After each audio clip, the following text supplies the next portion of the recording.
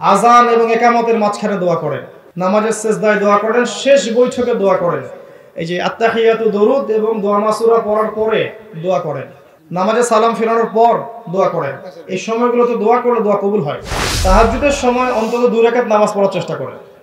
এই সময় আপনি যা চাবেন আল্লাহর কাছে আল্লাহ পাক তাই দিবেন ইনশাআল্লাহ। আল্লাহ পাক রাতের শেষ অংশে প্রথম আকাশের কাছাকাছি আসেন, নিকটবর্তী হন। কিভাবে আসেন সেটা আল্লাহ ভালো জানেন, আমরা জানি না। এবং আহ্বান করতে থাকেন, কে আছো আমার কাছে কিছু চাইবে আমি তোমাকে দিব, কে আছো আমার কাছে ক্ষমা চাইবে আমি ক্ষমা করে দেব, কে আছো আমাকে ডাকবে আমি তোমার ডাকে সাড়া দিব। এভাবে ফজর পর্যন্ত আল্লাহ বলতে থাকেন। হজ করলে মানুষ হাজি বলবে, মানুষ আমাকে অনেক সম্মান দিবে, পদমর্যাদা দেবে, এই জন্য হজ করবেন। হজ হবে ইব্রাহিমী চেতনায়। ওখানে গিয়ে যখন আপনি তাওয়াফ করবেন তখন ইব্রাহিম আলাইহিস সালামের কথা মনে করতে হবে। তিনি আর তার ছেলে মিলে কাবা ঘর তৈরি করেছিলেন। যখন সাফা মারওয়া সাই করবেন তখন ওই হাজরা আলাইহিস সালামের সেই ত্যাগ, সেই হৃদয় বিদারক ঘটনা মনে করতে হবে, যে কিভাবে বাচ্চাকে পানি পান করানোর জন্য তিনি ছুটে গেছেন, একবারই পাহাড় একবারই পাহাড়।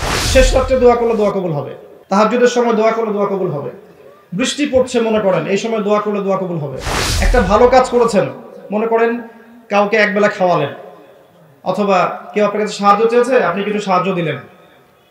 এরপরে আল্লাহর কাছে হাত তুলে বলেন, আল্লাহ আমি এই কাজটা করেছি তোমার সন্তুষ্টির জন্য, এই কাজটার ওসিলায় তুমি আমাকে এটা দান করো। দেখবেন আপনি পাবেন ইনশাআল্লাহ।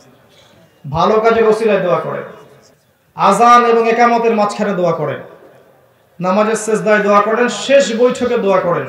এই যে আত্তাহিয়াতু দরুদ এবং দোয়া মাসুরা পড়ার পরে দোয়া করেন, নামাজে সালাম ফেরানোর পর দোয়া করেন। এই সময়গুলোতে দোয়া করলে দোয়া কবুল হয়। সময় খুঁজে খুঁজে বের করেন কখন দোয়া করলে দোয়া কবুল হবে। কারণ আমাদের সব চাওয়া কে পূরণ করবে? আর কেউ পূরণ করতে পারবে? কারো ক্ষমতা আছে? আল্লাহর কাছে চাইতে শিখুন, আল্লাহ পাক তৌফিক দান করুন।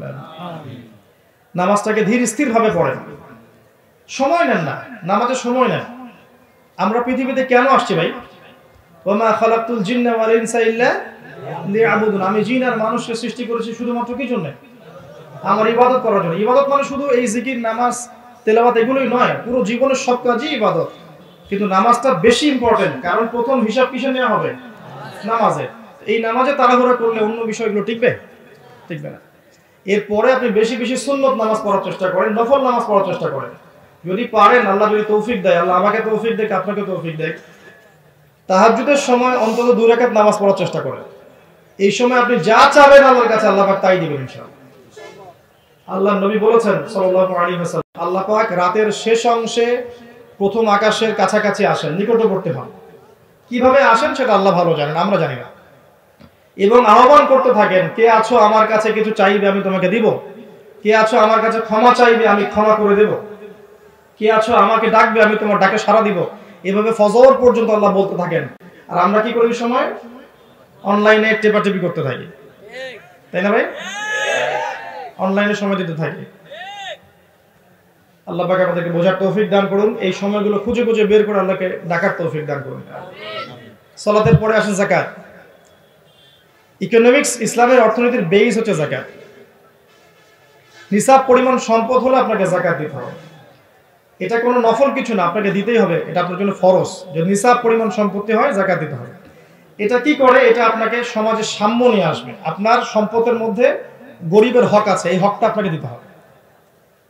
যদি হকটা না দেয় তাহলে ওর হক নষ্ট করার দায় আল্লাহ পাক আমাকে ধরবেন।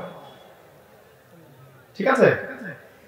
যখন আপনি দান সদকা করবেন, যাকাত দিবেন, তখন টাকা ঘুরতে থাকবে সবখানে। আজকে যে গরিব কাল ধনী হবে, যে আজকে দরিদ্র সে কাল ধনী হতে পারবে, তার অবস্থার উন্নতি হবে, সে দুবেলা খেতে পারবে। আর যদি এটাকে বন্ধ করে দেন তাহলে ওর হকটা নষ্ট হয়ে যাবে। এমন অনেক মানুষ আছেন যাদের একজনের যাকাতের টাকা দিয়ে শত শত মানুষের উন্নতি করা সম্ভব। সম্ভব না? যাকাতটা নফল কিছু নয়, অবশ্যই ফরজ, এটা দেওয়ার চেষ্টা করতে হবে। আল্লাহ পাক আমাদেরকে যাকাত প্রদান করার তৌফিক এনায়েত করুন, আমিন। এরপরে আছে কি? সওম। রমজান মাসে সওম। রমজান মাসে সওম রাখতে হবে। আমরা অনেকেই এখন সওম রাখি না। আমরা জানি যে সওমটা ফরজ, কিন্তু অনেকেই সওম রাখি না। অজুহাত দেই, ক্ষুধা লাগবে, কষ্ট হবে, বা পরিবারের মানুষ সওম রাখতে চাইলে আমরা বলি থাক, দরকার নেই, বড় হলে রাখবে। না, সওম রাখতে হবে। এটার সায়েন্টিফিক বৈজ্ঞানিক উপকারিতাও আছে। রোজা রাখলে আপনি ফিজিক্যালি ভালো থাকবেন, মাঝে মাঝে যখন রোজা রাখবেন, সোমবারে, বৃহস্পতিবারে, মাসে 3 দিন, আপনি শারীরিকভাবে ভালো থাকবেন, ফিজিক্যালি ফিট থাকবেন।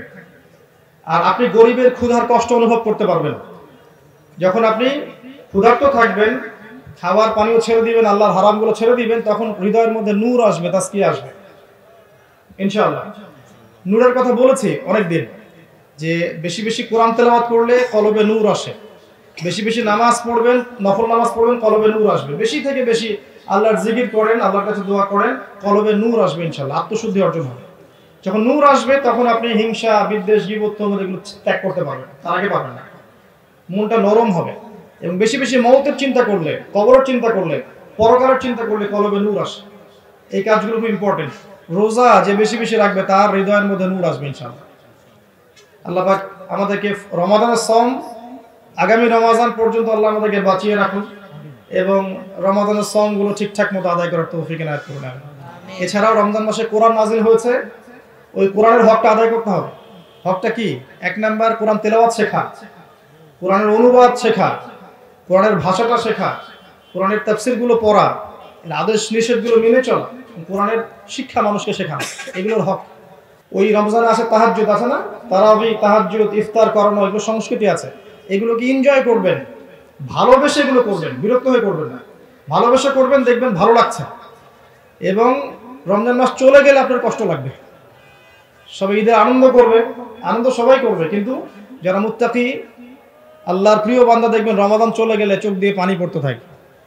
এত সুন্দর একটা মাস ছিল, গুনাহ মাফের একটা মাস ছিল, চলে গেল। তো রমাদানের সওম রাখেন। আর সর্বশেষটা কি? হজ। সামর্থ্য হলে আপনি হজ করবেন। আল হজ টাইটেলের জন্য হজ করবেন না, হজ করবেন আল্লাহকে সন্তুষ্ট করার জন্য। হজ করলে মানুষ হাজি বলবে, মানুষ আমাকে অনেক সম্মান দিবে, পদমর্যাদা দিবে, এই জন্য হজ করবেন। হজ হবে ইব্রাহিমী চেতনায়। ওখানে গিয়ে যখন আপনি তাওয়াফ করবেন, তখন ইব্রাহিম আলাইহিস সালামের কথা মনে করতে হবে। তিনি আর তার ছেলে মিলে কাবা ঘর তৈরি করেছিলেন। যখন সাফা মারওয়া সাই করবেন, তখন ওই হাজরা আলাইহিস সালামের সেই ত্যাগ, সেই হৃদয় বিদারক ঘটনা মনে করতে হবে, যে কিভাবে বাচ্চাকে দুধ পানি পান করানোর জন্য তিনি ছুটে গেছেন, একবারই পাহাড়, একবারই পাহাড়। ফিল করতে হয়। আরাফার মাঠে যখন যাব, কিয়ামতের মাঠটাকে চিন্তা করতে হবে। যখন আপনি রাসূল সাল্লাল্লাহু আলাইহি ওয়াসাল্লামের রওজায় যাবেন জিয়ারত করতে, এটা হজের অংশ নয়, পরে হয়তো যাবেন, তখন আপনি নবীর সামনে দাঁড়িয়ে যখন সালাম দিবেন, চিন্তা করবেন যে আপনি নবীর দ্বীনের জন্য কি করলেন আজ পর্যন্ত। ভিতর থেকে ইবাদতগুলোকে ফিল করতে হয়। সালাত, সিয়াম, হজ, যাকাতকে ভিতর থেকে অনুভব করতে হয়, তখন দেখবেন ইবাদতে আপনি স্বাদ পাচ্ছেন। এই 5টা মূলনীতি ইসলামের, এই মূলনীতিগুলো আমরা মেনে চলবো, আমাদের পরিবারকে মানাবো ইনশাআল্লাহ। আমরা সাধ্যমতো আমাদের সেক্টর ইসলামের এই মূলনীতিগুলোকে, দাওয়াতগুলো প্রচার করব, মানুষকে আল্লাহর পথে ডাকবো, মধ্যম পন্থায়, শৈথিলতাবাদী না হয় এবং চরমপন্থী না হয়, এবং মানুষের ভালো কামনা করব। কারো প্রতি হিংসা, বিদ্বেষ, রিয়া, অহংকার, এই বিষয়গুলো রেখে মানুষকে আল্লাহর পথে ডাকা যায় না।